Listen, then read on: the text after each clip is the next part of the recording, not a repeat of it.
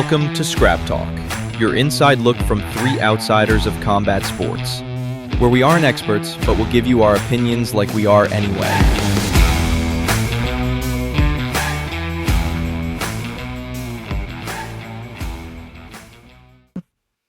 Hello and welcome back to Scrap Talk. I'm Derek. And I'm Law. What's going on, Scrap Talk Nation? How's everybody doing today?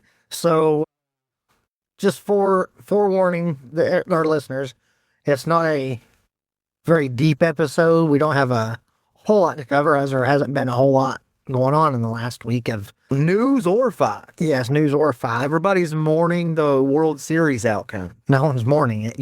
Everybody's mourning it. The only thing I'm really excited about is Gable Stevenson, but we'll talk about him when the time comes. Wrestling. No. Derek, we had a fight card this weekend. I don't know if I want to call it a fight night or call it like much more than just a fight card. Well, it was Ultimate Fight Night 263, 110 in Vegas. Garcia and Onama. Main event. You know, before we delve into the main event, I was impressed with Garcia, and I think that guy can move up in the world. So, you know, and you texted me actually about it. I think maybe even during the fight. You know, it is these cards that have no name value or have no ones that people are really interested in all that much usually have some sort of pretty good outcome to them. They're pretty entertaining fights. I don't know if it's because people have no pressure or whatever it is, but there was some good fight. And it was at the Apex. It was 47 people there as opposed to, if that. Yeah, as opposed to fighting in a big arena. So that probably takes off a little bit of the pressure. And I know the fans were real interested. The one time I fought in front of a huge crowd, it was like 4,000 people, not a giant, but it was the biggest show I'd fought on. Usually it was like 1,000 or something. 4,000. I remember walking out by the curtain, like seeing, I knew they were loud. I didn't know how many people was there. But I walked out, I was just kind of froze for a second, like, oh my God. Yeah. You know, so, you know, and I can imagine that being a big difference because that was the most nervous I got before a fight. And you know, you hear your coaches better, you know, you can, all that plays in, and it can play in positively or negatively, kind of just depending on how each guy and gal is. But there was a few fights to actually talk about during the card. I know there was you're a big women's MMA fan. I guess they had some bantamweight title implications, and it was on the prelims, so that's right up your alley even more. Love it. Norma Dumont fought Caitlin Vera. She got a split decision actually on it. She was favored. She's now 13-2. She was 12-2 going into it. So I watched the entire card from the early prelims. Two Brazilian babes going at it. Well, I thought Caitlin Vera, it was a very boring fight if you didn't watch it, but I thought Caitlin Vera won, but again, I mean, who cares? I mean, it was split. But I guess they did talk about that during. I didn't realize they were both like in the title implication, in the title realm, which shows how weak the bantamweight division is. Well, I mean, 13-2, that's a pretty decent record. Especially with, you see a lot of female MMA fighters that are, you know, pretty close to 500 just because it's pretty even. I mean, that's pretty good. 6th win in a row in the UFC, and I think she's won 9 of her last 10. So, I mean, I guess she's probably got to get a title fight, right? Because you don't get women who win 6 fights in a row very often. Most likely. And if you really dive into the stats of the fight, I mean, she had 87 total strikes compared to 58, 62 significant strikes compared to 25. She was 20 of 20 for leg kicks. So, I mean, she had zero control. Zero. Yeah. I mean, literally 11 seconds. So, she stopped half the takedowns. She stopped 2 of the 4. So, you know, she dominated throwing fists and kind of got dominated on the ground, basically, which probably doesn't mean a whole lot of good things for her moving forward in that division. But I guess Vera wasn't real active when she was getting her good positions, but I thought she had done enough to win, but the judges didn't agree with me. And I don't know if I've ever told the Scrap Talk listeners this. I am a professional MMA judge. I have judged 1 event, so I have pretty expert opinion on that. You know, looking at the stats, you're right. She's probably going to be looking at some kind of, I mean, she might get a Rachel Pennington, maybe a Juliana Pena fight, but if she was to get a title contender, you know, she's got to do a lot better at being able to control against Kayla Harrison. Is that bantamweight? Is that? Yeah. So she's in the same division as Kayla Harrison. So if she goes up against Kayla, I forgot the UFC got rid of 145. They did. The whole 11 seconds of control time. That's not going to be good against Kayla. Harrison killer. No, maybe. But you know what's funny? I thought that was odd because the main card was pretty weak overall, and that was your number 4 ranked and number 3 ranked. women's bantamweight. So that just surprised me that wasn't on the main card once I saw that Yeah. when I was watching it. I mean, that division, though, it's really tough right now. I mean, Juliana Pena, obviously, she's fun to watch, but I don't think she can beat Kayla Harrison. So, it could be a whole, which we didn't talk a whole lot about it, but did you see DC's little slip of the tongue that got recorded talking to Tom Aspinall before the fight? No. So before the Cyril Gane fight, they were doing recordings, and I guess it kind of became somewhat of a deal because DC got a little upset because he thought it was basically the UFC embedded program that was being recorded. But I guess at the same time, they had cameras there recording Tom's like YouTube stuff, his personal stuff. And he whispered it and everything. DC kind of leaned in and goes, man, and he may have even said, when you get through Cyril Gane, there's just not a whole lot of heavyweights. You're about to go on a massive run against all these guys. And then they aired it online. Oh, well, sir, he was dead wrong. Aspinall is maybe not what we thought he was. Well, but tying that back to Kayla, she might go on a run where she might be the champion for a while. And they're going to protect her because she's the one champion they can throw on the White House card and have real confidence in American winning a belt. That is the fact. That's a very fact. She's only American champion right now, isn't she? I think so, yeah. That's sad. I mean, yeah. Yeah. But moving on to the main card, Alan Nascimento fought Cody Duran. Cody Duran's a pretty good wrestler, but Duran took the fight on very late notice. I forgot who he replaced, and it was a catch weight at 130. And, again, I'm not a huge fan of lighter weight guys like to that level, to that division. But I thought Cody Durden, I thought he was going to get smoked. He took the fight on, I think, a week notice or less. Dang. And the first round, he gave him all he wanted. Second round, he was giving him all he wanted. And he looked like he was starting to get a little tired, and he got caught in an anaconda choke, which Nascimento has a very good grappling. I like anaconda chokes. They're fun. But yeah, it was slick. But I wasn't impressed. I was more impressed with Durden losing than I was Nascimento winning. I mean, that's kind of the benefit that you can do. I know a lot of people are scared. Not everybody stays in, shape the whole time. But if you do take one of these fights on late notice, then, you're in a situation where you can make it. He may have had a fight coming up because he looked like he was in pretty good. He didn't look much different than he normally looked. Yeah. Weight-wise or size-wise. So, maybe just the weight was all it was. Maybe he had one coming up in a month or two and just, we're in one of the camps. So, I don't know. And then we had Charles Radke fought Daniel Frunze, and Charles Radke just completely dominated that start to finish. And he finished it with a rear naked choke with 30 seconds left. And Daniel Cormier had some high praise for Radke on that fight, which I don't recall ever seeing him fight. I may have. I mean, he had almost 12 minutes of control time. Yeah, he dominated the fight completely. Like I said, start to finish, he looked sharp. I didn't know anything about his opponent going into the fight either. 3 solid takedowns. Guys from His Romania. hands were very, very well timed. I was impressed with his wrestling. Yeah. I mean, the opponent was from Romania, so you would have figured he had at least some sort of wrestling base. So They're over there, though. They're really good kickboxers or really good wrestlers. Like, not really in. well, yeah, you don't have relativity usually. And then moving on to a fight I actually want to talk about was Isaac. Not that I want to talk about it for any implication wise, but I thought this was interesting. Isaac Dolgarian fought Yadier Del Valle. Cuba. Yeah. Well, the Cuban, Del Valle, I think so you pronounce it, Valle, he was the underdog going into it. But right at the last minute, there was a lot of money coming in on him. Literally, the day of last minute. Yes. Not, hey, 3 or 4 days, it's starting to move. Like, just shortly right before the fight started. And the money line started shifting really hard. And, Dolgarian, Quick stuff. yeah, he didn't look like he was putting much effort getting out of it. And I mean, it's a rear naked choke. It happens, but He wasn't infighting. He wasn't doing anything you typically see. It wasn't like snapped on real quick. It was just, it looked like a thrown fight. I'm not one to usually, I want to say a denier about. I know there's thrown fights. I know there's works because I was a big Pride fan. But even back then, I denied. Pride has had 2 works, and those are known. Well, Pride had some works. We all know that. But this was, if I had to bet money, I would say that was a worked fight. the only thing to push back on it a bit is just the simple fact that it wasn't that big of like he was the underdog, but he was just a plus 120 favorite before it ended. I mean, especially right now with all the NBA stuff popping up. And the MLB before that. Shohei. Bet on baseball. Well, yeah. I'll know it. Well, you had 2 guys for the Indians get caught, the Guardians. Yeah. Get caught betting on baseball. They're star players. Their main closer who just signed a big contract, and he's done. They're not letting him back in baseball. No. So, I mean, you're seeing. You need an interpreter to be able to put the blame on. Yeah, exactly. That's what you got to do. That's what Pete Rose meant. You know, it is interesting that the year he's now 10-0. You know, featherweight division, 10-0.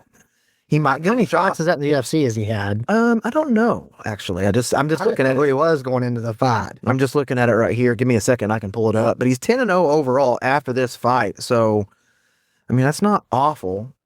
It looks like this might have been his first fight. Nope, he's had 2 fights in the UFC, and then he had a Dana White's Contender Series. What about Isaac Bulgarian? What about that guy? He's obviously American. He's overall 7-2. As far as UFC, he's been in there for a little bit. That was his 4th fight in the UFC. What was his record going into that? 2-2. And going into it, it was 2-1. 2-2 overall. So I don't know if it was a work deal or not, but it's just very odd, and I bet that gets looked into. And with all the stuff going on in the sporting world with known. Well, kind of like what we're going to talk about with the ref stuff. You know, it's all front and center right now. Yeah. You're going to be looking for it even more. So Yes. And then after the work fight, or possibly work fight, Jeremiah Wells, go old guys. He's 39 years old. He fought Thema Gorbino. yes, And I know nothing about he's 34 too. Gorimbo. I didn't know anything about him going in other than he was from Zimbabwe. He's on the Team Couture team. So, you know, go back and watch our Randy Couture deep dive that we did this last week. Oh, is he? Okay. Yeah. I know Jeremiah Wells is. No, Thiambo Gorbio. I think he just moved to Factory X. Oh, mate, it still lists him as Okay. Extreme I Couture. think he but just went to Factory X. ESPN. And So the round 1, he looked pretty sharp. But Wells, he's a big welterweight. And it's, you know, we talked about in our Couture episode, cutting weight at a later age gets harder and harder and harder to do. And Wells, he's freaking jacked. And I don't think he's ever going to make a run at a top 15 or anything. well, neither one of these probably will. But No, well, they had some maybe hope, top 15. You know, they had some hope for Gorimbo as being kind of a hopeful guy. So Wells kind of stopped that, you know, but he looked sharp. He got stronger as the fight went. His grappling, I like that he wasn't content ever. Like he was going for submissions over and over. He was threatening them. Like, I'm not sure how good a jiu-jitsu guy is because some of his stuff wasn't very close, but some of it looked all right. And he ended up winning a unanimous decision, you know, won the last 2 rounds. And, you know, I don't know where he goes from here, but, you know, good job, old guys. Because I like seeing old guys win. old big guy. Well, not big, but big. He's a jacked welterweight. Big for their yeah. And then moved on where we had some controversy to the co-main event. Pretty Cortez Acosta fought Delija, I think is how you pronounce it. Yeah. Yeah, he fought. Where's Waldo? Well, Delija was a PFL champion. He's Aspinall's teammate. Man, this one's crazy, Derek. This one is, I don't even know. Before the fight, though, I know Delija, whatever's Aspinall's teammate, referred to eye pokes, how he's never done it. And then, was a minute or 2 minutes into the fight, maybe right at 3 minutes in the fight, lands a pretty nasty eye poke. It was bad. It was really bad. But The fingers were out. yes. It wasn't a punch. It was more of a checking distance. Fingers out. And then afterwards, he just waylaid him, and the ref stops it. He celebrates, and he wins. Literally. As it happened so fast, it looked like a punch. And it was stopped. Like you said, there's not a single person in the 7 that were there at the Apex or the 200 that were watching on the stream, being one of them, didn't think that fight was over. The ref called the fight. Yeah. Called the fight. And I would like to specify, I watched this way after the event. Was not even at the time. No. But 199 people. He was celebrating with his teammates. They had Cortez Acosta on his stool, which in eye pokes, if the ref stops or a nut shot or anything like that, they're not allowed to sit on a stool. Nope. They had him sitting on a stool. Get 5 minutes, but you have to be up. Yeah, for probably 5 minutes. I'd have to go back and look. It was a long time. While the ref went and reviewed it, which I didn't even know you could do that.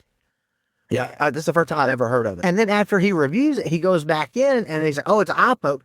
Has a doctor come in. They talk to Costa, and he decides after a couple more minutes. And we're after our 5 minute Yeah, period. it had to be well past 5 minutes. Thought, okay, fight back on. And then the first punch. Yeah. Like literally after the restart, it was, if it wasn't the first punch initiated the TKO. Yeah, and then he knocked out Aspinall's teammate, Delizio. You know, we talked just a few weeks ago about that adrenaline dump of thinking that you have the thought one from a tap out. Yeah, that was Jake Matthew. Yeah. And then turning around and having to like get back in physically, not to mention the fact that we talked about he was setting down, able to set down. So that little bit of energy that he was down, as the opponent was walking around celebrating. and which is expending energy like crazy, dumping all that energy. So Getting people up and getting picked up and celebrating as you had won. who was the ref? I didn't see that. I don't know. I don't I'm remember. interested in it. You need to start keeping track of these mess ups. Yes, it was. Which they should be doing anyway. You would think that at the level of the UFC, I understand, you know, whatever promotion that doesn't have the ability or the time to do it. But at the level of the UFC, first off, they have pretty much the same darn refs every single fight. Yeah. So there's like maybe 7 that it seems like they rotate between 7 and then they throw one of the local commission in is what they pretty much do every single time. So you would think that they're going to keep track of mistakes or track of things that have happened that could make them not want to employ that ref in the future. Well, the thing with Azagati, remember him? He was screwing up so much in Yamasaki, they quit using him because they were so bad. But the reffing blunders that's been going on, we've only been covering, this show is like, I mean, we've been watching for years, but Yeah. we've only been covering the sport like as in what we're doing right now with the pod for less than 2 months. Yeah. And how many times have we talked about At least 4 weeks, at least 4 shows we've had it to where we can talk about a legitimate ref blunder. like how bad it was? I don't get how, first off, there's not been any changes in the rules. They were in Vegas, so it's going to be, Nevada's state commission rules. So I've never in my entire life seen a ref be able to use some sort of form of like a replay or Not ever. or anything to that nature. And what I don't get, what bothers me most, there's no consistency with reffing in the sport. Like, do they go to like a 1-day, 4-hour seminar? Like, all right, you're a ref now. They're probably, you know what it's like with those local commissions. It's probably just write a check and you get to be on it. Yeah, but how do you get to be a ref in the UFC? Surely you have to have good experience or good. Well, like I said, there's like 7. So it's probably one of those things that once you start, you're not stopping unless you do something just egregious, which I feel like these are egregious. This was egregious. This was bad. And you're talking about This is the worst one yet that we've talked about. And not only are you frustrated me, and I don't even care who won it. Yeah, right. And it's not even that, the fight itself wasn't even that massive a fight. It didn't have major implications moving forward, but you're still messing with, people's money. You're messing, because all these contracts that they have, at least right now, until we start January under, the new deal, right now, they're going to get show money and they're going to get win money. So you're messing with these people's paychecks that they're. Well, and this is, dude. You're never going to have a fight. Sorry to interrupt you, but you're never going to have a fight that has some sort of weird ref mess up. That's never going to be your fight of the night. They're never going to allow a knockout of the night to be after that. So you're taking money possibly out of the fighter's hands that way too. No bonuses. And two, that was number 6 ranked versus the number 9 ranked guy. So there is some implications. Yeah, it did have absolutely.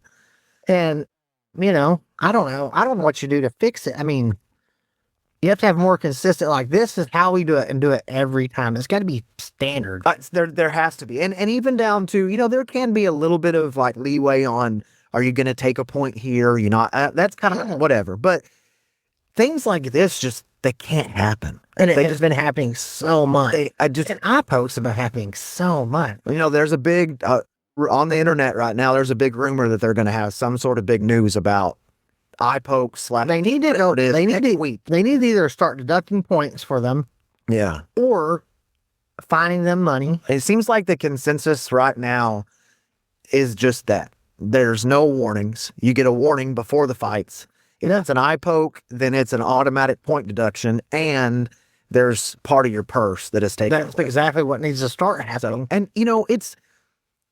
A lot of fighters have started coming out and saying stuff. For the most part, we're seeing that it's the same fighters that are doing it over and over and over again. It's not like it's a widespread problem across everybody doing it. Like Jim Miller, people. He was very local this last year. Yeah, he fought 43 times the UFC or something like that. And he was like, I fought 43 times the UFC. I have not one time poked somebody in the eye. And I mean, it's not natural to have your fingers out, sticking out like that. What's his name? Kevin, the other guy that was real vocal about it. There's been a few. The Detroit, he's from Detroit, Motown. I cannot remember. He fought for it's Kevin Lee. It's who Tony Ferguson beat for the lightweight championship years ago. But he said pretty much the same thing. Like, I've fought professionally for 30 something fights. I'm not poking anybody. And I'm like, how does this keep happening so much? Like, why? They think these guys are thinking it's an intentional move. Is why. Oh, it is an intentional move. I would bet money on it. I mean, why would you not do something like that? That's probably going to 99% of the time, it's going to hamper your opponent for the remainder of the fight, at least somewhat. Now, even if it's not awful, it's still going to be something in there. You can use it as a way to catch your breath if you need to get a second to be able to, 5 minutes. catch yourself. Yeah. And very rarely do people use 5 minutes. Yeah. It's one of those, there's still pride in it a little bit. So very rarely do people use that full time. So what I don't get either, talking about reffing, if somebody gets hit in the cut, they don't give them full 5 minutes for recovery. It's like, you good? All right, let's fight. But eye poke, you get 5. Why is it not the same? Well, it's supposed to be 5 minutes, but it does seem like the refs There's some quick where they're like, all right, either fight or not. Yeah. With that. And other times they give them 5 minutes. That's what I'm saying. There's no consistency. Sometimes they do stuff, sometimes they don't. No. And I don't know what. Same thing with cage grabs. I mean, sometimes it's like you can get sometimes where you grab a cage and it's like immediately they're going to slap their hands, they're going to take a point. And then sometimes it's literally 5 and 6 times and they don't do anything about a word. And maybe occasionally they're like, hey, stop grabbing the cage. They're in a position to where they can't not see it as long as they're just not looking. Yes. Which they're trained to look. Well, I don't know that they're trained at this point. But do you think that there is something to, and a lot of them have, combat sports background, but do you think that an actual, veteran would enter the sport? Yeah. Being a referee would be better. Yeah. Yeah, like Frank Trigg, I don't even know if he refs anymore, but he was doing good, and Frank Trigg was a good ref. Yeah. And you have guys like that, and Chris Lieben started reffing recently, and I think that's what you need. You need fighters. I think so too. Because I think you need to apply that level that realize what's at stake for the guys inside the cage. Yeah, right. And realize what is aggression, what is, protecting yourself to some extent, not letting yourself get caught in that moment, which I know refs aren't supposed to, but someone that's been through it in that situation, they know. Now, if you did do that more, you'd probably see less TKOs and more KOs because those TKOs would be held off a little bit more. Costa, though he won, I don't know if he'll be top 5 now or not. I don't know. He didn't look good. And even when his knockout punch, he was all leaned back weird and he got hit pretty clean. His striking looks crappy for being that highly ranked. I know he hits really hard. I just don't see that. He called out Tom Aspinall. I mean, that's what was going to happen. No. That guy, I think right now he's at a ceiling. He's probably going to lose. He'll probably be a float between the 6th through 15th rank for the rest of his career. I wasn't impressed with him. No, he's 15-2. Obviously a 1-fight win streak. There's not a ton when you get to the top of the heavyweight division, and even more now that you've got Tom and Cyril having to do a situation. The heavyweight division is getting better, though. It's getting better, but it's still not. I mean, you add Bones and Ryan. How about Pavlich? Sergey Pavlich? He is Waldo. Yeah, didn't he just fight recently? Yeah, that's what I'm saying. Oh, yeah. But they both just fought, so they match up health-wise. But Sergey beat him last time? Huh? Didn't Sergey beat him last time? Did they just fight recently? I think so. Oh, if they fought, I'd miss that. I think they So did. if that's the case, then forget that for sure. Yeah, Sergey Pavlich beat him by decision. Just recently, too. In August. Recently. Yeah. So I missed that. That was in China. Okay. Yeah, that was on the awesome China card. Okay. Yeah. Well, then take that away. I mean, he's already... Speaking of impressed, we'll move on to the main event because I've bitched about the refs enough. Steve Garcia and Dave Onama. And Onama might be the one that fought us at where is it called now? I just talked about the gym. Factory X? Yeah, it means that he is Factory X Muay Thai. Okay, that's him that just moved to Factory X. And they made a big deal about him. And Steve Garcia, Steve's ranked 12th. Steve Garcia, though, is on... he's on quite a win streak. He's won 7 fights in a row after this one. He's not really beat anybody great. Calvin Kattar's in there? Calvin Kattar is kind of, I don't know, that dude's want to fight in 2 or 3 years. I feel like he's a decent gatekeeper. Gatekeeper's in there, which that's not a lot of a deal. 6 out of his last 7 fights, so I don't know that you count that. I mean, I know there's good guys, but I just don't know that you count that anymore. But yeah, but yeah, he's beat, he's what, 19-2 or 19-5, sorry, overall. Onama, I think they were kind of wanting Onama to win.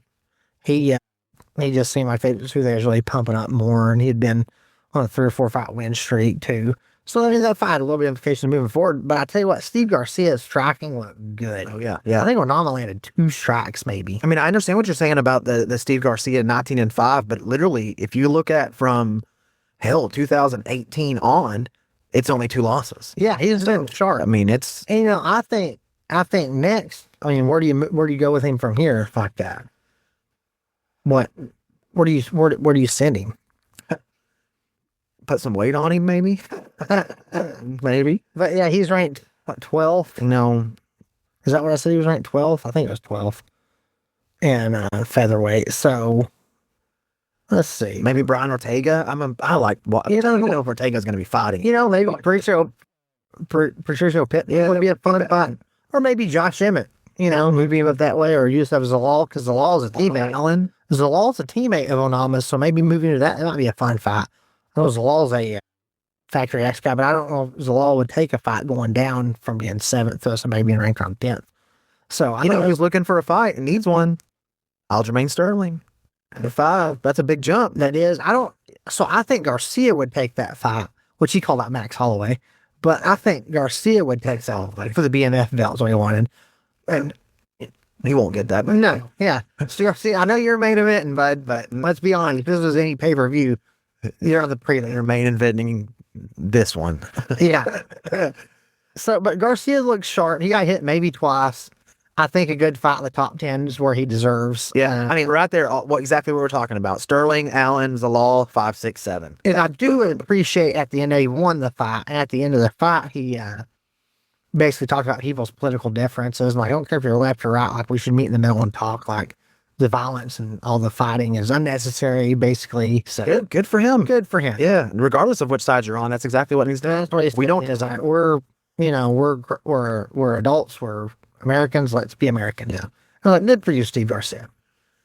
Yeah, that's a good. I made a joke about gathering weight and all that stuff, but that division's good too. I mean, it's a rock solid, at least I would say for sure 8, 10. Featherweight's tough. It's fun. I mean, ending It's up got a good top 15. No, there's any other division that has a top 15 that Golt's just sitting on the mountain. I mean, he's getting old. He's going to be time to where. I mean, Evolov, he could be the next one. He could run for a bit. Diego Lopez has looked sharp lately. yeah. Like, Yair's look sharp. I've just never been the biggest fan of Yair Rodriguez. I like watching him fight because he's fun, but I feel like he has quit in him. And I agree. kind of just like once that happens, I don't know if you can ever be trusted at that end level. But speaking of good, I got something good right here. M3 Guns and Tactical at 309 North Main in Bing, Oklahoma. It's a great selection. Personal special orders are available. If they don't have what you want or going for in the store, order it. They'll get it for you. Accessories, ammunition, gunsmithing by appointment. Great gunsmith there. 2 great guys run the shop. They're brothers. And then go in, mention Scrap Talk sent you, and maybe they'll get you a good deal. Again, that's at 309 North Main in Bing. It's M3 Guns and Tactical. We're getting better at the transition. That was a good transition. That was a pretty good one. I'm not going to lie. Speaking of transitions, wrestling is the dominant in our. I mean, we both agreed on this last week, but I think wrestling is the number one dominant, discipline that we have right now. Yeah. And usually, if you can get someone who is world class, and there's not a whole lot of world class, but if you can get someone that is world class at wrestling, and you can just teach them a way to throw some punches from time to time, especially if those MFers are big heavyweights. Mm-hmm. You're looking at someone who can make some noise and who can do some stuff. Insert Gable Stevenson. Yeah. If you guys have not heard of him or know who he is, first off, shame on you. You need to do some more research. Second off, he's kind of Brock Lesnar 2.0, but better. But much better. Yeah. So I didn't even know Gable Stevenson already had an MMA fight in September. Yep. You know that? I didn't even know he had upset. I thought that was his first fight. Nope. So he fought. He's had MMA fights. He's already been in WWE. Yeah. He's an Olympic gold medalist wrestler. Yep. 3-time national champion, Division I, which I think his career was weird. He won like 3 titles, went and won an Olympic gold, and then went back to college after his WWE run, and then he tried to the NFL, and then he went back to college after that, which I thought was really weird. I don't know how it worked, but Minnesota, just like Brock.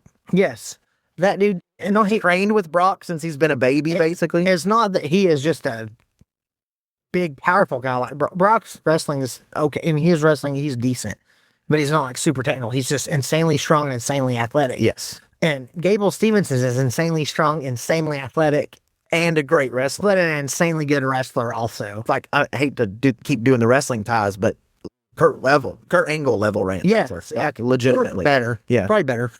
Like, he is so good. And he fought his first MMA fight. He won just very easily against it was 1-0. But he fought a guy that was 4-2 in a custom rules match, Braden Steve, which was a basically striking match, if I understood correctly, right? under the, it was in Dirty Boxing, and with the program Dirty Boxing. Yeah, it was basically just a stand up strike fight. Well, his striking looked pretty sharp. Oh, it's 12 seconds short Yes, and he freaking punches really, really hard. because he's so big. And they're not just winging wild punches. Yeah. He can generate some power. Yes, and he was like his timing was well. I know it's only 15 seconds to judge a fight, but like he looked really good. And what impressed me more than anything of all, after he won by knockout in 15 seconds, he ran and 2 feet jumped over the top of the ropes and landed outside the ring. Like, I mean, it was the most athletic thing I think I've ever seen. And that should be terrifying, being he's a 250-pound human being. He's a heavyweight, for those who don't know. So I may have misspoke just a second ago. Billy Swanson is who he fought just last week or 2 weeks ago. Yeah. So I think I was off on a different transit with you. But yeah, 15 seconds into the first round. It wasn't 2 weeks ago. He fought 2 or 3 days ago. There you go. So go look this up. It's literally everywhere on the internet right now. It is a devastating TKO. And the thing I want everybody in Scrap Top Nation to think about while they're watching it is this dude is upper echelon elite at all things grappling. Like, yes, he's not going to get taken down unless it's a weird situation. He's going to take everyone down unless it's a weird situation. He's going to control everyone. Yeah. Even maybe a Hamzat control because of his size, obviously. He can do it all. And if he has striking at the level that it looked like, we could be looking at our next UFC heavyweight champion. Soon. Yeah, very soon. Like, he could be like, bro, I was upset when they gave Brock Lesnar a title fight his 3rd fight in UFC. If Gable Stevenson comes in and wins 2 fights, I'm like, yeah, give that dude a title fight. 100%. Before he gets really good, no one ever beats him.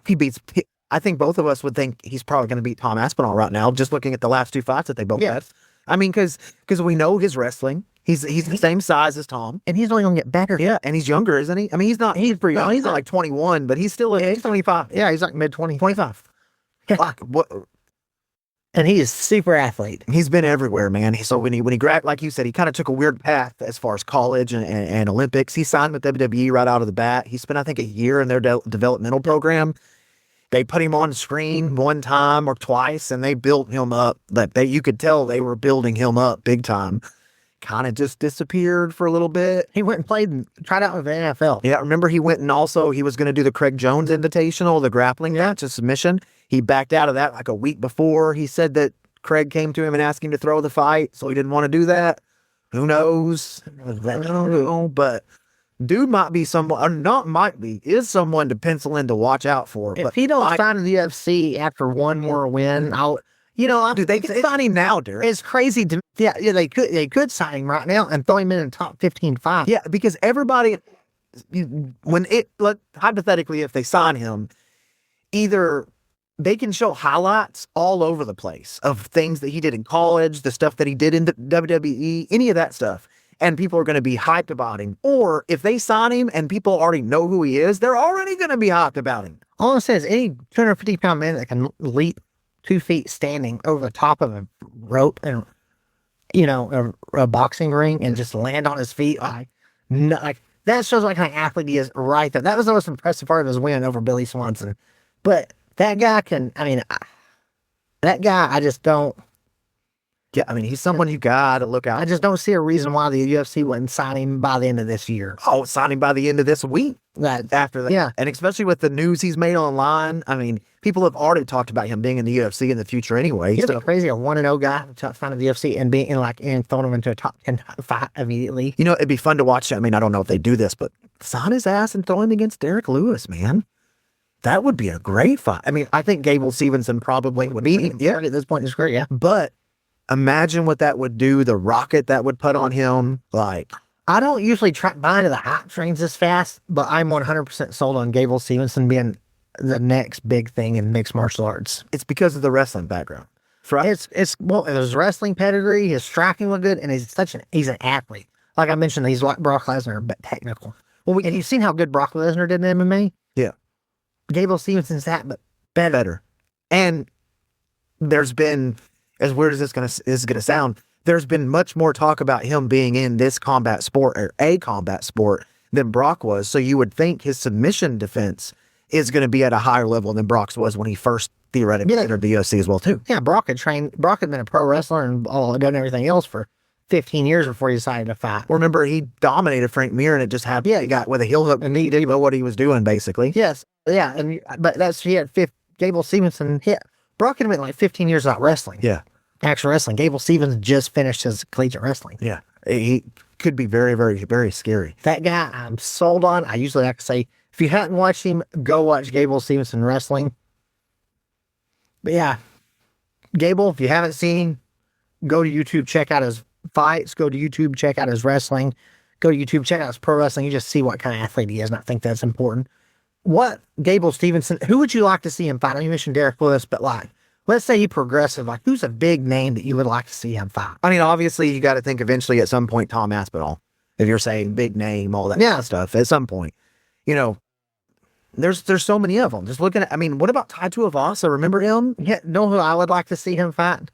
And I would like to see a passing of the torch this way, John Jones. Well, Jones won't ever do it. I don't think. But there's big fights we've won in the past that we've never got. For me though, that would be like a fight, like a dream fight. I mean, it could be a passing of the torch almost, even if Gable takes it from him like that. I don't think John Jones is the passing of the torch kind of guy. He's not. But that's what I guess. I mean, I don't know that it would be a good fight, but that would be a popular fight. Yes, that's what. And there's been a lot of fights in the past that we've wanted that we've never got, so that's probably we'll never get.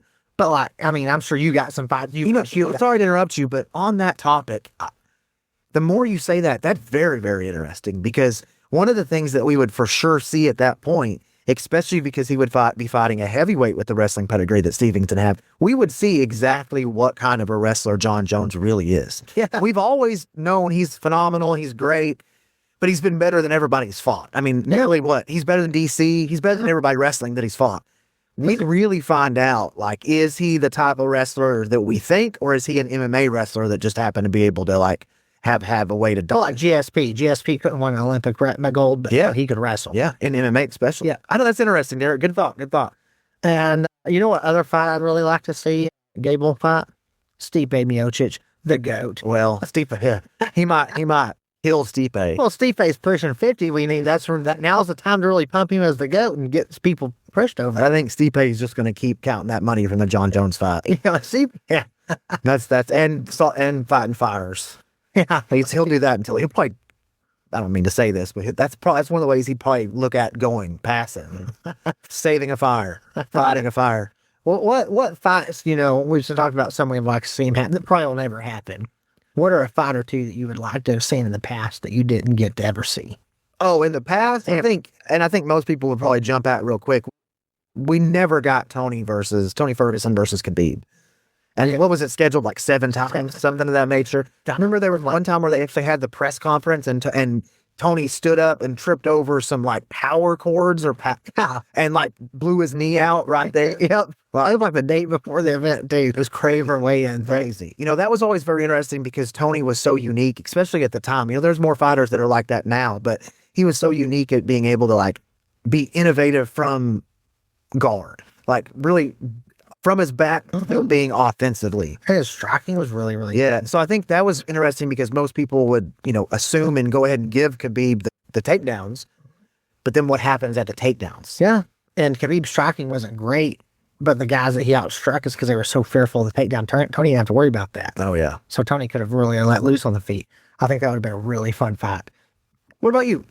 The biggest one for me, and of course me going back to, the Stone Age's MMA, Rickson Gracie versus Kazushi Sakuraba. Okay. Sakuraba being the catch wrestler, Gracie being the jiu-jitsu guy. Sakuraba known as the Gracie Hunter. He beat Daniel Gracie, Hein Gracie, Hoyler Gracie, and Hoist Gracie, and I think Enzo Gracie. He had like 5 wins over Gracie's. And Rickson was like going to defend he fought Hoist Gracie in Pride and the Grand Prix 2000, and him and Sakuraba and Hoist fought for an hour and a half. They had a 15-minute round. They had 6 rounds. That's before Hoist had to throw in the towel. Hey, throwing the towel is a pretty cool moment. If you've never seen it, you all need to go check it out. But Rickson was supposed to have really saved the Gracie name. Rickson being 10-0 in MMA. If you ask him, he was 350-0 or something like that. Rickson though was grappling even when he was in his 60s. Everybody's like, oh my God, I can't do anything. The guy was just next level. He could have been the guy to kind of rebound the Gracie name from Sakuraba. It was a big rivalry, for a long time, but it was a fight that was kind of like Khabib and Tony. Yeah. Was supposed to happen 15 times, it just never happened. Rickson's son ended up passing. I think that's why, the main reason why he never did it. That, to me, that was the fight I always dream fight, and of course Fedor Emelianenko and Brock Lesnar at that time. That'd be fun. That was the other one. What about fights that are rumored to have happened but hasn't been seen? Has Frank Dukes and the Bloodsport? Well, I was thinking more, you said him already, but Brock Lesnar, Kurt Angle. There's a rumor that, I know that I don't, whatever you want to say about it, but there's a rumor that they did one time go full blow at each other and Kurt put him on his ass. But that would be a fun one. Another one you can go back and look. Remember Mr. Perfect, Kurt Hennig? Oh, yeah. Supposedly he did the same to Brock Lesnar. Yeah? So he's a few people that only have. Yeah. You know who I'd like to see kind of in the real scheme of it? How about Mark Coleman, DC? Mark Coleman, DC, that would be fun. Brown versus Brown. Yeah. That would be fun. Could Mark Coleman headbutt? No. Then DC would win. Probably. If Mark could headbutt, Mark Coleman will win. Yeah, that down. The hardest head maybe ever. Yeah, he was always trying to smash people's heads in it. It was literally how they have they call it the Shohei rule. There's certain rules in sports that they name. They should name no headbutts. That's what they should name. The Coleman? Yes. No. Yeah. The Coleman rule. Yeah, he's the one who started the headbutting, really, Yes. Speaking of rules, do you remember the early UFCs? You could punch him in the nuts, but it was like a $200 fine if you did or something. And Keith Hackney, he fought Joe Sando, was just wailing on his cup. Yeah. Keith Hackney was great. That's fun. That might be an interesting talk sometime. Maybe even a deep dive on that sometime about fights that we've never seen that we wanted to see. Great.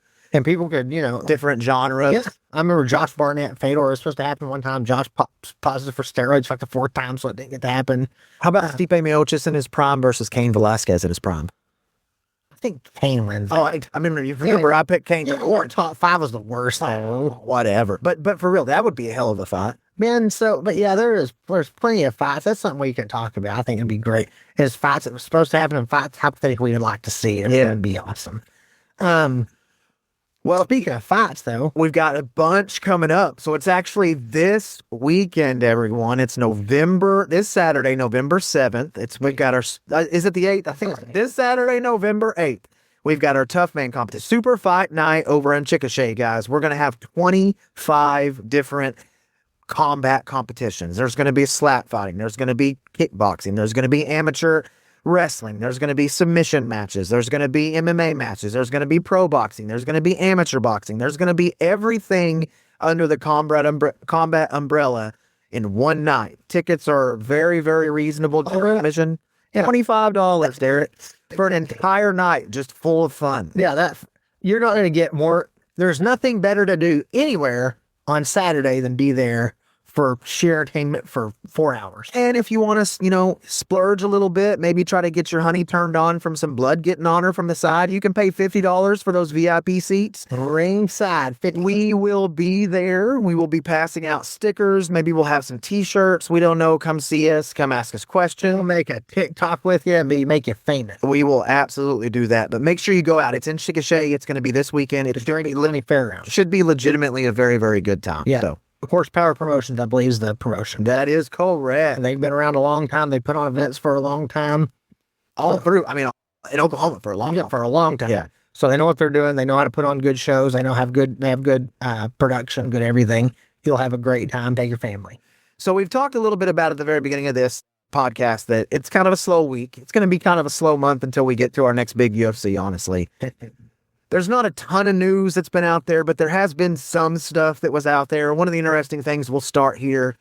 Did you hear what good old Ronda Rousey had to say against Mr. Joe Rogan? I did let everybody know. It was pretty funny. It was on the Burt, whatever he called Burt. Yeah, whatever his podcast is. One of those comedians that Joe Rogan's made their career. Ronda was on there, and I guess they were just kind of chatting or talking, and Burt basically was asking Ronda, how long would I, Burt, have to train to beat you? Something of that nature, you know, which is a good question to ask Derek. Yeah. You know, Well, he's a 300-pound man, not very long. but I guess what Burt said is he had texted Joe saying, how long would I have to train before I could beat Ronda, when he was like on the way to the recording of whatever they were doing. And Ronda real quick said, well, Joe's a fan, a commentator, not an expert. He's never fought. And, you know, Burt pointed out that he has fought Taekwondo, and Ronda laughed and basically said, that's not fighting. And then what was even better is you could visibly see the awkwardness and the, like, he was questioning his internal life in that moment. And do I ask more questions? Do I not? What do I do here? And then basically Ronda said, well, we'll move on so you don't get any mean DMs or text messages, and we'll move on subjects. Pretty interesting. I mean, you know, it's always fun. She's kind of, that's how she is. Yeah, and I mean, Ronda Rousey was a good fighter. Yeah, I mean, she's a pioneer for the scene pioneer. Female-wise. That's Gina Carano was. You think so? Yeah, Gina Carano was on the mainstream. Not mainstream, yes, but not to the level that Ronda got it at. Yeah, Ronda was the next. And Ronda was on who moved it to the next level. I get what you're saying. Ronda was a good fighter. I'll even say this. Ronda is the closest female fighter that we will ever see that would match like what a Conor McGregor is popularity-wise. You know, what she reminds me of is the Hoist Gracie back in his heyday, whenever he was submitting guys that didn't have the experience, and that's what she was doing. She's submitting girls that just didn't have the experience and knowledge she had. And then it kind of like Hoist, the sport kind of caught up to, and it kind of caught up to her. Just like a foot to the face. Yeah, a foot to the face, or when Amanda Nunes just repeated blows to the face. And Ronda was a very good fighter. Ronda was a fun fighter to watch fight. But Ronda is dead wrong when she's, I mean, I'm not a Taekwondo guy, but you're kicking and punching somebody in the, I mean, he wasn't point sparring. Joe Rogan was doing full contact. Right. Kicking and punching to the face and spinning heel kicks taken to the dome. I mean, that's fighting. Right. Just because there's no grappling involved. But there's no grappling involved, that's fine. Joe Rogan's a high-level black belt in Brazilian Jiu-Jitsu and been grappling under Eddie Bravo for 25 years.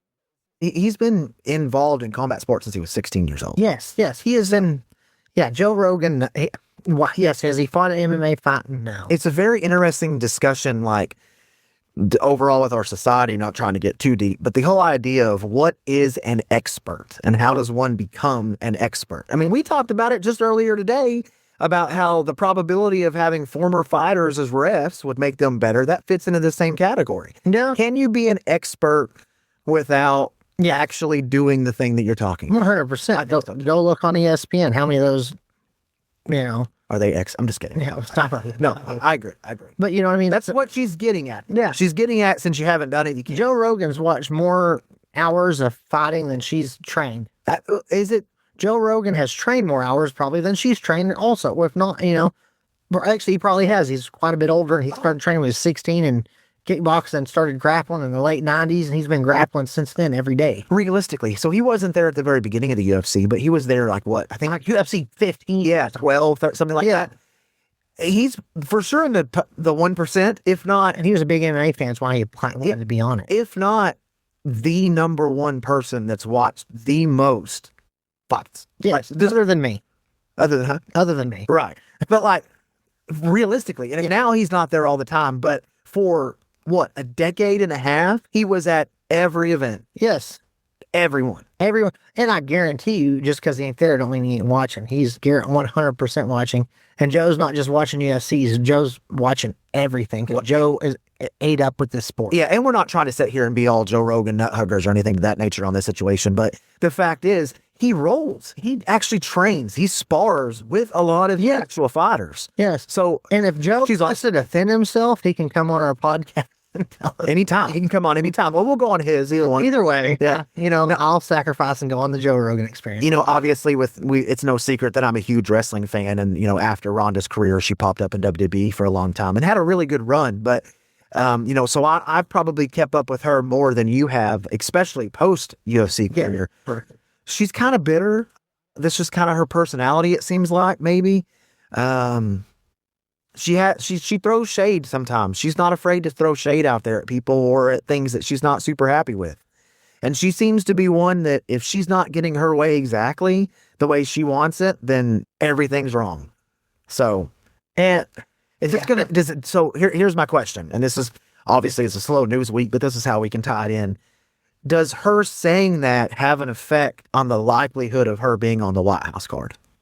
No. You don't think so? No, if she wants to fight, they will put her on anything they want. I think she could say, "Screw you, Dana White," and she'd still be on the card just because of who she is. Yeah, she could tell that one to fight in the very next card. They would put her on the they would cut somebody from the card to move her to it. Yeah. She really didn't comment on whether or not she said she's training. She said she's gotten frustrated at people saying that she wants to be on the White House card just because she's training. But here's my thing. It's not that you're training, it's that the training footage is getting released. They're releasing the footage, yes. So, why is the training footage getting released? Yes. And, speaking of news, also, Yuri Prochazka said he was going teasing a run at middleweight, 185. And while he's a large, light heavyweight, he's crazy enough that dude probably get down to 155 if he wanted to. So 185 is very realistic. Yeah, he went to one of his local promotions there and he got in the ring afterwards and he was kind of just talking and he basically told them in the ring that the next time they saw him, he was coming there with a belt as a champion. And then afterwards, he talked about how he's, if the belt gets hung up or it gets tied up in any of the stuff going on right now with Pereira or any of that stuff, then he would definitely consider moving down. You know what? I think moving to fight Hamzat Chimaev would be a bad idea for Yuri Prochazka. He doesn't have the grappling to be able to, he doesn't have it. I mean, no, but he's just crazy. Is he going to be that much bigger than him?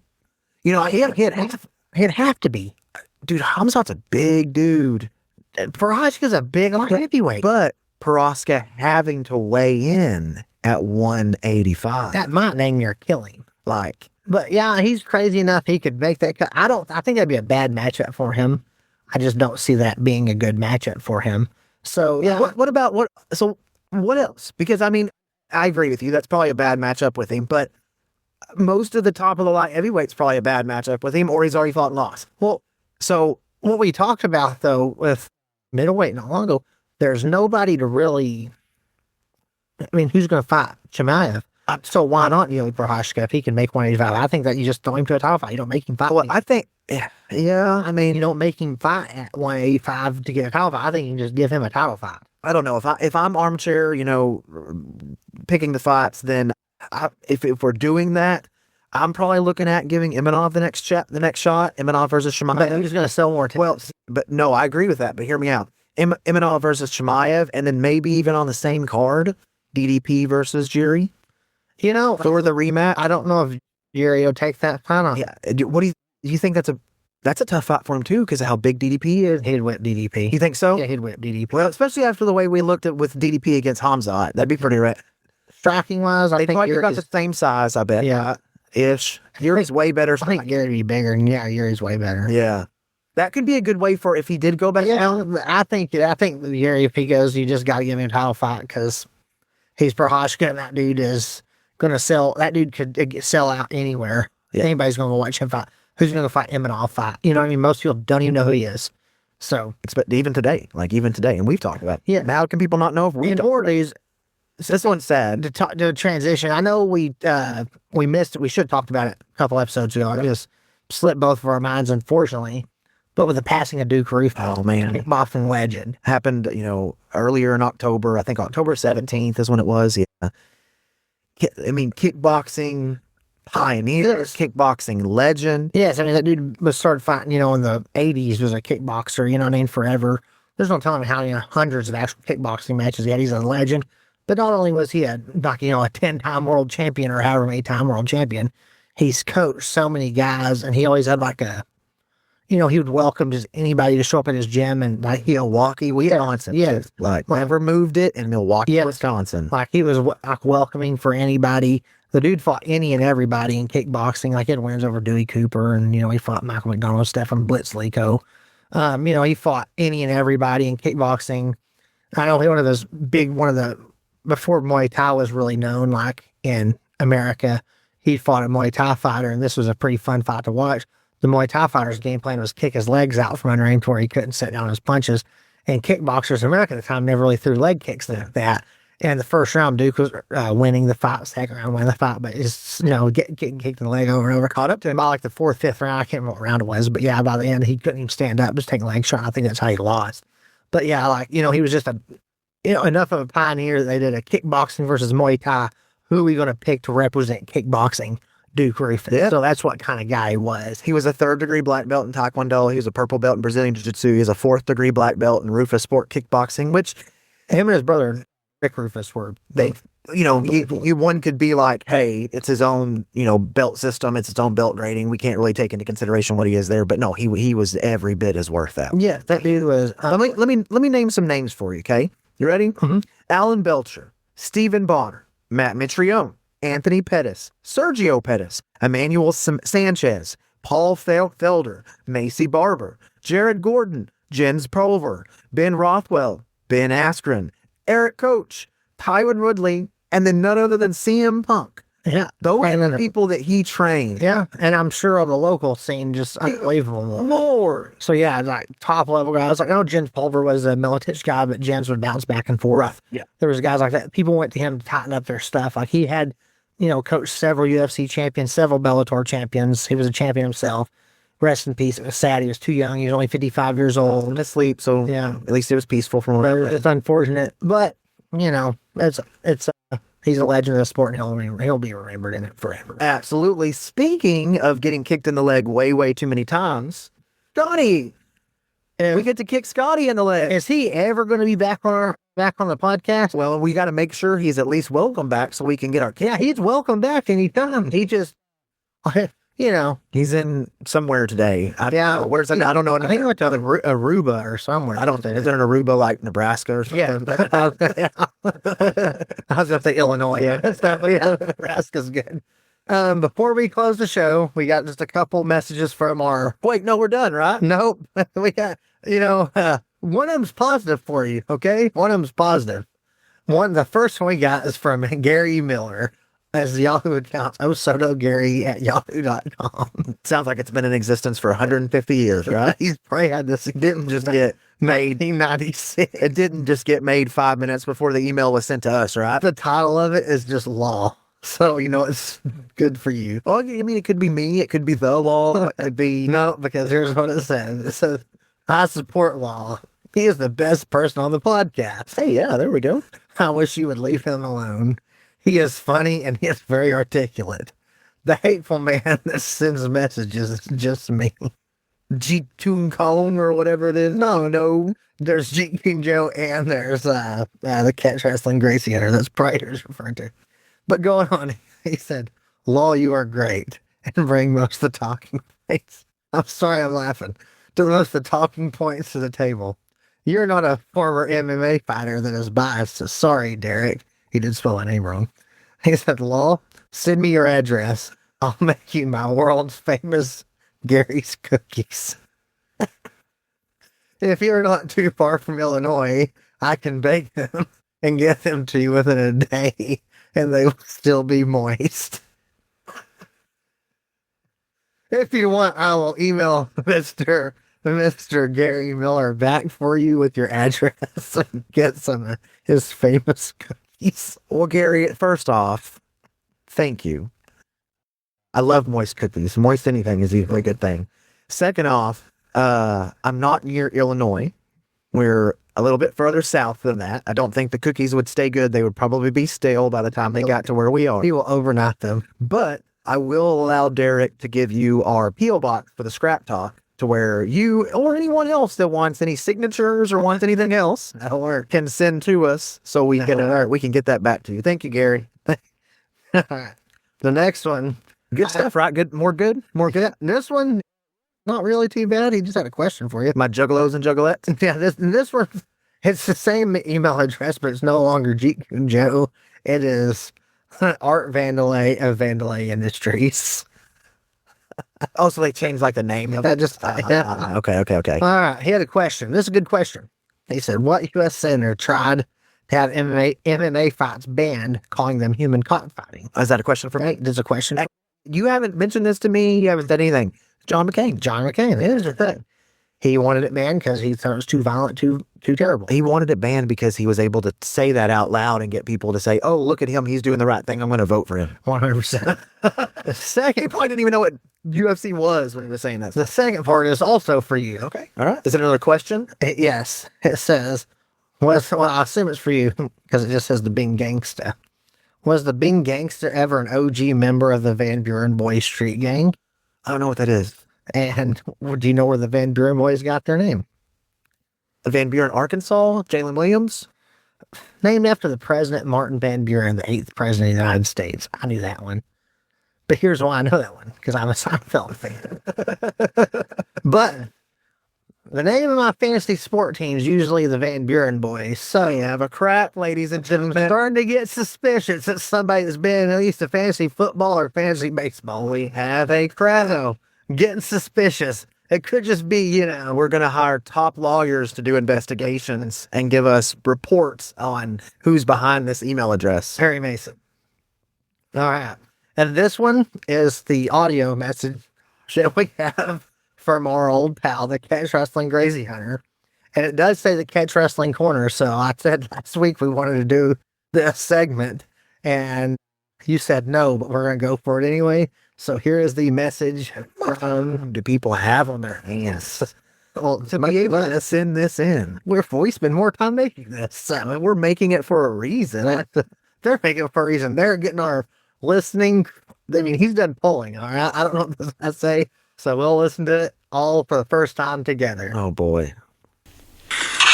Well, it's another week for the Catch Wrestling Corner. This week's episode brought to you by the Crab family and not the STD. This is the submission, the full Boston crab, the half crab, the Texas cloverleaf, the lion tamer, the sharpshooter, the figure four. Now down to business. We've got the good, the bad, and the ugly. The good, my golly, I tell you what, episode 7 and the Couture Deep Dive were excellent. Ratings are going to be up. You'll be in the top 33.8% of podcasts in the nation. All right, now to the bad. Law, you got a potty mouth. You could get more listeners with kids if you wouldn't talk so dirty mouthed. Scotty, Derek, pop him in the mouth when he starts cursing. Law, your attitude towards Scotty.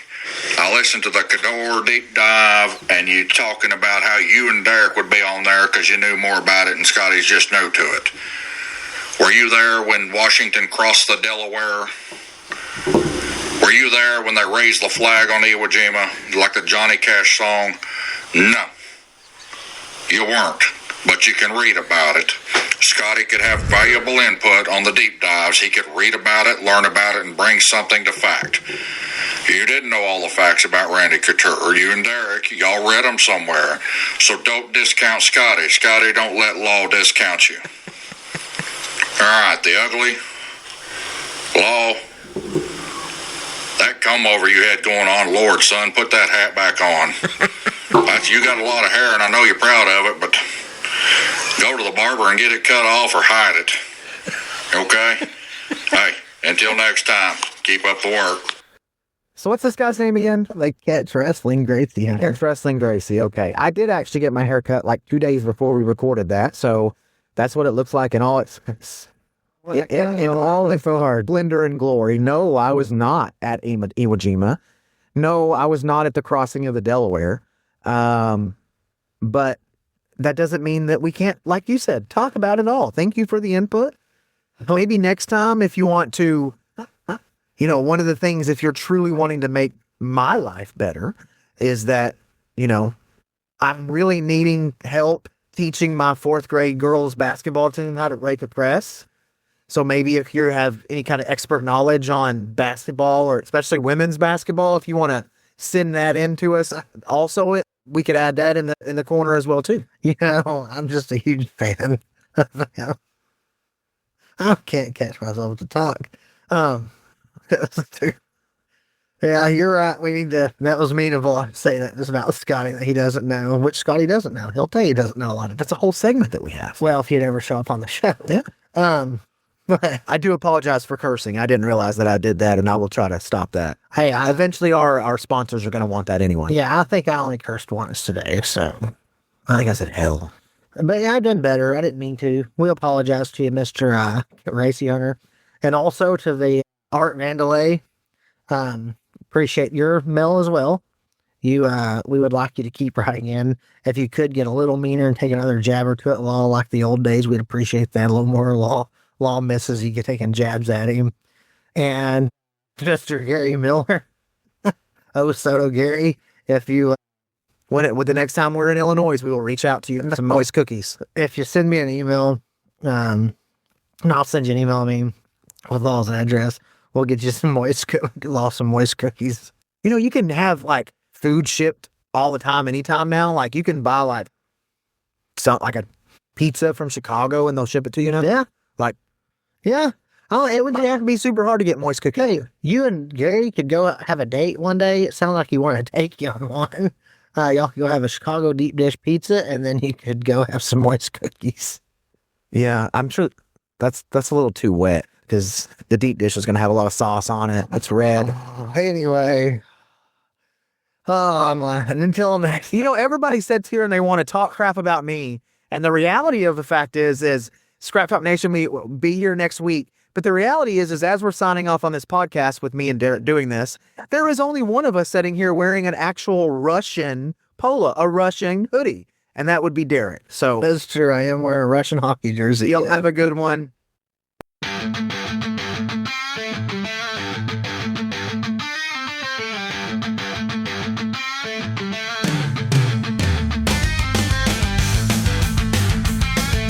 That is it for this round of Scrap Talk.